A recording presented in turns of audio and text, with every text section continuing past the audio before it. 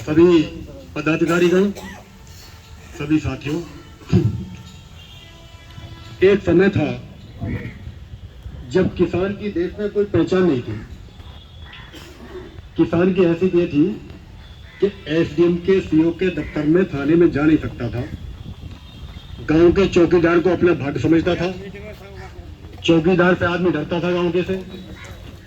और जब जाते थे किसान कहीं तो एसडीएम तो बहुत बड़ी चीज थी, उनका वो टोपे वाला जो खड़ा होता अर्दली, आपकी हिम्मत नहीं थी किसान की जो उसमें घुसने की हिम्मत कर लेता।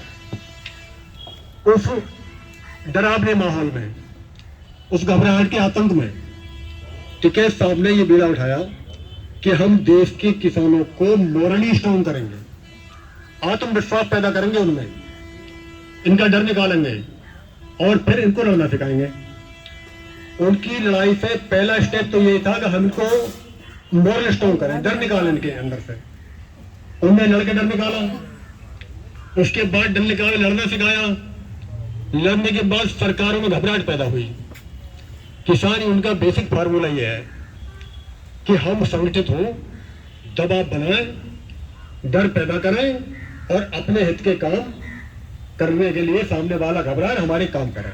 ये तो फार्मूला है, इसके अलावा तो कुछ नहीं है।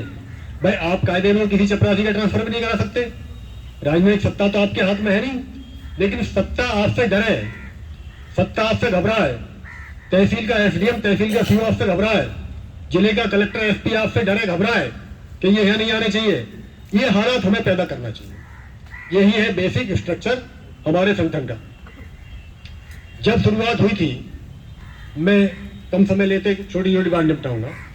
बरेली में जब हमने देखा कि टिकैत साहब का एक रैली लखनऊ में टिकैत साहब ने आई थी, जैसे अब ये कार्यक्रम आ रहा है इसी तरह आया था कार्यक्रम। उस समय बरेली में संगठन नहीं था। टिकैत साहब की गिरफ्तारी हुई थी, मुलायम सिंह की सरकार थी। फतेहगंज पूर्व की गिरफ्तारी हुई थी, बड़ा काफिला था, रात भर गिरफ्तारी हुई थी, बड़ा जबरदस्त कार्यक्रम था वो। उस समय जब टिकैत साहब चलते थे 500-400 बसें साथ में चलती थी, कोई छोटा मोटा मामला नहीं रहता। उस समय आदमी कंजूस भी नहीं था, जैसा अपने यहाँ का कंजूसी पहले ही नहीं था। तो रात को रोका गया था, अखबार छपे थे सुबह 4 बजे 5 बजे तक। तो हम लोगों ने, कुछ लोग थे, हमने ये महसूस किया कि हमने कि यार बरेली में टिकैत की गिरफ्तारी की कोई आवाज नहीं उठी, यहाँ तो संगठन ही नहीं है। तो हम 2-3 लोग घूमे पूरे जिला में। हम बीडीओ साहब से आके मिले, हम और बीडीओ साहब नवाबगंज में जाके मिले ओम प्रकाश बाबा से, मीरगंज में जाके मिले मास्टर राज सिंह से, बहेड़ी में वीरेंद्र सिंह कनमन के थे गंगवार साहब, उनसे मिले। सब लोग मिलकर हमने कुल मिलाकर संगठन बनाया और बरेली में पहली बार हमने मीटिंग करी। ये सन 1990 की बात है। मीटिंग करने के बाद ये सिलसिला शुरू हुआ। हम लोगों ने जोर मारा, मेहनत की, अच्छे कार्यक्रम भी हुए।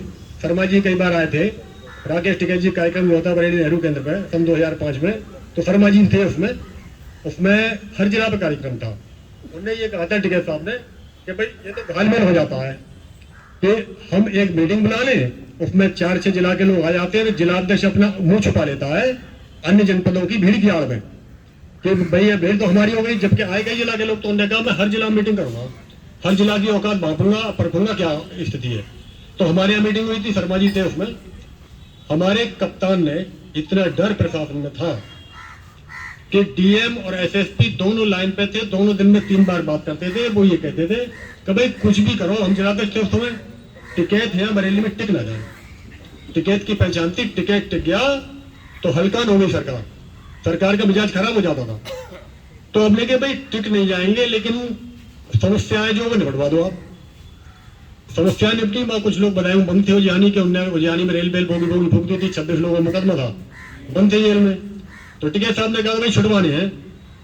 बदायूं जब गए तो वहां संगठन ठीक नहीं था, जो भी स्थिति रही ओवरऑल में कहा। तो वहां कप्तान ने कहा कि 15,000 के आसपास आपकी भीड़ है, नेहरू केंद्र मिले, सब घर गया कचहरी सब तरफ से। शर्मा जी थे उसमें, देखा होगा, केवल जिला के लोग थे, बाहर का कोई नहीं था। तो उस घबराहट के माहौल में कप्तान ने, डीएम ने पूर्व संध्या पे कह दिया हमसे वो 26 आदमी छूट जाएंगे और छोड़ दिए गए, टिकट नहीं चाहिए।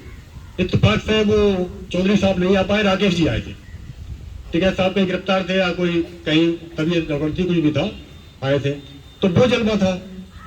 कल मैं मुरादाबाद गया था। मुरादाबाद में हमारे साथी लोग धरना दे रहे थे। वहां मुरादाबाद विकास प्राधिकरण ने 11-12 गांव की जमीन को अधिग्रहण कर रखा था। वहां धरना दिया। वहां डीएम एसएसपी की जो हालत हमने देखी, वो ऐसी हालत थी जैसी कप्तान के सामने एक सिपाही की हालत होती है। बिकट घबराहट। उनने 29 तारीख को पूरा मुरादाबाद जाम करने का अल्टीमेटम दे रखा था। पूरे मुरादाबाद मंडल की मीटिंग बुलाई थी। 1000 ट्रैक्टर का टारगेट था मुरादाबाद में घुसने का। बड़ी घबराहट थी। लिख के दे दिया सब कि हम कुछ नहीं करेंगे, लिखित में ले लिया। उन्हीं की बात बात से नहीं काम चल रहा है, लिख के दीजिए आप। तो ये हमारे संगठन की पहचान हुई। पहली बात तो हम कंजूसी अपने दिमाग से निकाले। भाई नफा नुकसान तो भाग्य में है, आदमी के ऊपर वाला तय करता है नफा नुकसान। नुकसान होना होगा हो जाएगा, फायदा होना हो जाएगा। हर किसान को अपनी जेब से साल में जो कुछ कमाते हैं, एक कार्यकर्ता कोई ऐसा आदमी नहीं है जो छोटा किसान 5000 रुपया साल में संगठन में खर्च ना कर दे। दो किसी को मत। जब कभी कोई मीटिंग हो, कार्यक्रम हो, अपने वाहन पर बैठ के आ जाओ। कोई मांग थोड़ी रहा था, पैसा नहीं चाहिए किसी को। बड़ा किसान है वो 10,000 भी खर्च कर सकता है, और ज्यादा पे क्या होगा 20,000 रुपया भी साल में खर्च कर सकता है। अगर हम ये टारगेट बना के हर कार्यकर्ता हर व्यक्ति चले तो कोई वजह नहीं है कि संगठन में भीड़ ना हो। अब रहेगी बात बहानेबाजी की। बहानेबाजी